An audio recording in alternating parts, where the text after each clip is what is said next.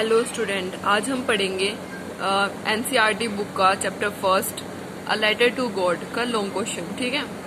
और ये क्वेश्चन ना मतलब मैं पूरे चैप्टर में जो भी दूंगी, किसी भी तरह एग्जाम में किसी भी तरह आपका क्वेश्चन आए इंग्लिश में, आप उसमें यही आंसर दोगे तो आपको पूरे नंबर मिलेंगे। आंसर में एग्जामिनर नंबर नहीं काटेगा। चलो मैं स्टार्ट करते हैं। अब मैं आपको बता रही हूँ कि क्वेश्चन किस टाइप के आ सकते हैं और इससे अलग भी आएंगे ना। आप उसके आंसर बिल्कुल ये दोगे ना, लिख दोगे तो आपके नंबर नहीं कटेंगे।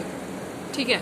कुछ बच्चों को इंग्लिश में बना के लिखना नहीं आता तो वो भी मतलब लर्न कर ले और अपना पहले चैप्टर समझ ले और फिर उसके बाद ये आंसर पढ़ना। ठीक है। अब क्वेश्चन फर्स्ट में दिया, right the character sketch of लैंचो। इससे पूछा है कि कैरेक्टर स्केच ऑफ लैंचो यानी इसका कैरेक्टर स्केच कैसा था ये बताना, हमें डिफाइन करना। ये कहेगा how did the postman help लैंचो। ये इन्होंने पूछा गया इस क्वेश्चन में कि जो पोस्टमैन था उसने हेल्प मतलब कैसे हेल्प करी लैंचो की। Why did Lencho write a letter to God. इससे अदर भी कोई क्वेश्चन आएगा तो आप उसका आंसर इसी तरह यही मेथड से लिखोगे तो आपको पूरा नंबर मिलेंगे। वो आंसर पूरे मार्क्स का होगा ना, मतलब पूरे मार्क्स जितने मार्क्स का होगा आपका, आप बहुत ये लिखोगे तो आपको बहुत अच्छे नंबर आ जाएंगे। ठीक है। अब फर्स्ट हेडिंग डालेंगे हम इंट्रोडक्शन। ठीक है। ये मेन होता है, इससे इम्प्रेशन पड़ता है मतलब क्वेश्चन पे कि हाँ भाई अच्छा लिखा होगा। इंट्रोडक्शन में बहुत थोड़ा ही लिखा जाता है। कोई भी क्वेश्चन लिखो तो इंट्रोडक्शन दे दोगे तो आप अच्छा लगता है। तो इसमें कहा लैंचो वाज अ पुअर फार्मर। जो लैंचो है वो एक गरीब किसान है।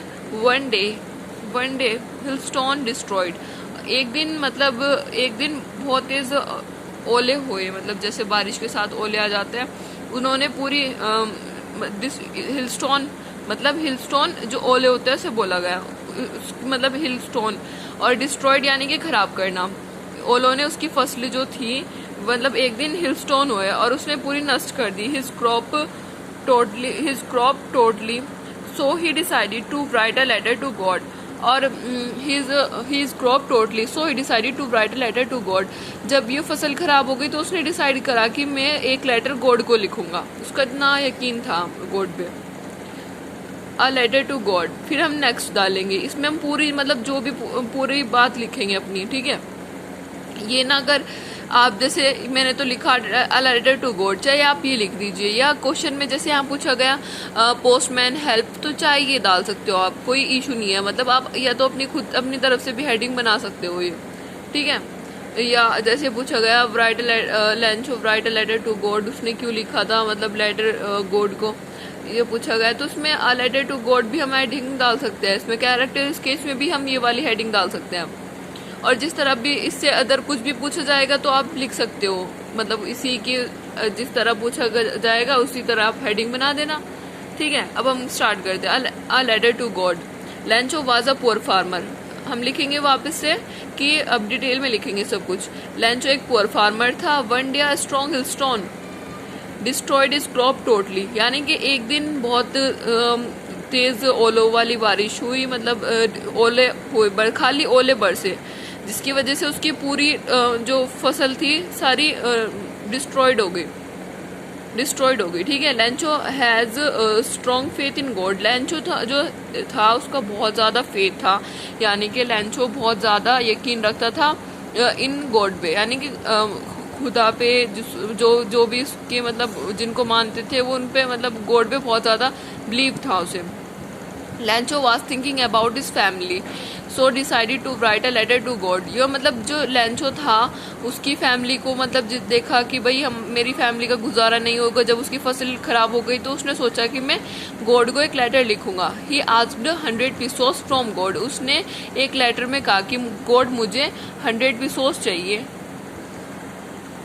100 pesos चाहिए। जैसे कि मैंने यहाँ 100 pesos लिखे ना, आप ऐसे अंडरलाइन भी या ब्लैक पेन से भी लिखोगे तो आपको अच्छा मतलब एग्जामिनर समझ जाएगा कि मतलब मेन जो है उसे ब्लैक पेन से लिखोगे तो अच्छा रहेगा।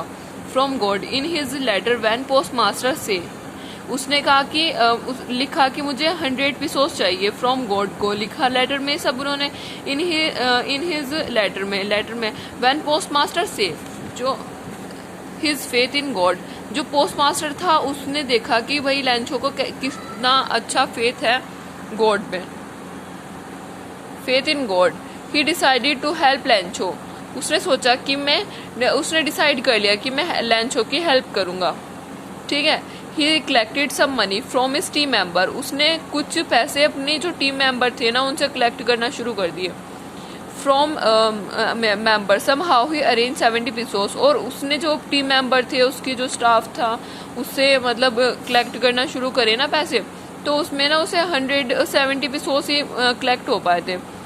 बल्कि उसने क्या कहा था कि मुझे 100 पीसोस चाहिए, ठीक है, और जो पोस्ट मास्टर था उसे 170 पीसोस ही कलेक्ट हो पाए थे, तो 30 पीसोस रह गए थे उसकी, जितने उसने अमाउंट पैक करके भेज दिया था। फिर अब हम डालेंगे कंक्लूजन पूरे चैप्टर का। वो when Lencho found 70 pesos, Lencho को मिल चुके थे 70 pesos. He wrote another letter from the rest 100 pesos. He demanded the money directly northward the post office.